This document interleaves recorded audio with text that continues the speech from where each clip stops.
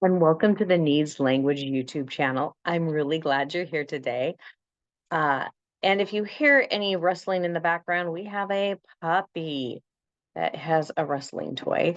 If you haven't yet, please subscribe below.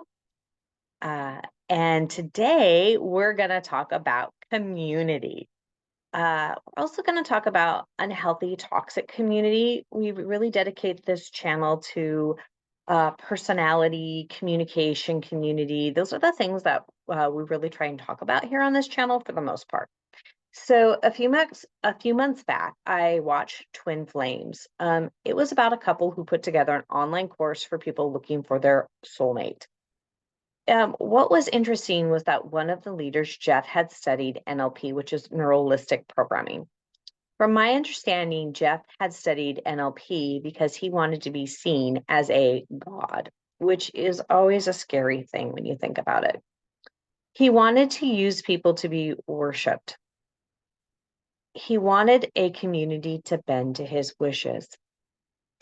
He found a vulnerable group of people to take their money and abuse them. Now, this is all from the documentary I watched several months ago. What better way in his mind than by twisting what people all need and want, love? Now, this is according to research that people all want and need love. Now, I felt bad for the people who fell into the trap of him and his wife's abuse. Now, what Jeff had done was study a few things and he twisted them to his benefit, to use them to manipulate others. Currently, there are no regulations with online programs and coaching. And online cults are growing. And this was according to what they said on the Netflix special. People are looking for community and finding them in toxic places. Now, I find this sad because we all need healthy community. But how do we find it? Well, I can tell you not one size fits all. People long for love. And many times they're willing to take abuse to find it because we don't always know what healthy love is. And in this case, the people in this cult didn't know what healthy love was. They didn't know how to experience healthy love. Jeff taught them to go against what was healthy. He would encourage them to stalk people. He would violate their no constantly and teach them to violate other people's no's.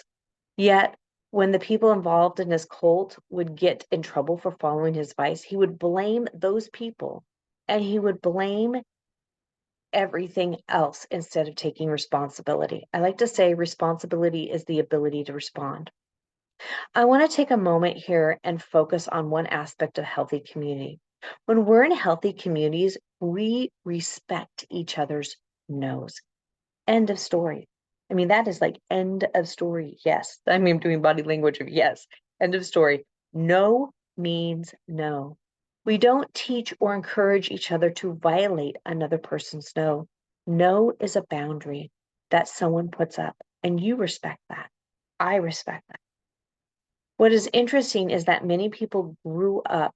What is interesting, many people grow up learning as children they're supposed to hug a family member when they don't want to. We are taught many times not we aren't taught many times on how to respectfully say no. There's a way to respectfully say no, and there's a way not to respectfully say no. And many times we're not taught how to say respectfully no. And just to let you know that when we're in a community that doesn't respect no, this is one clue that that community isn't healthy. When the leader won't accept your no and forces your no to be a yes, or tells you the person who tells you no should be telling you yes and not to give up until they say yes to you, this is unhealthy community. So if you want to avoid cults or unhealthy communities, here is one red flag that you should run from. So if you would like more information on healthy belonging, healthy communities, you can reach out and look at our website. We are currently working on a dark personalities book, and I plan on releasing it when I have enough people that are interested in wanting to read it. I've done a lot of research on it, and I'm coming at it from another angle than other people are. A lot of people come at it from the angle of the big five. I'm coming at it from another angle. So, on that note, I really wanted to bring this to you because I wanted to talk about healthy community and one aspect of a red flag to look for when to keep yourself out of unhealthy communities. And that is one aspect to look for. So, I hope you join us. Next week, we are going to be talking about communication. So, on that note, hope to see you next time. And if you haven't yet, please do subscribe. Bye for now.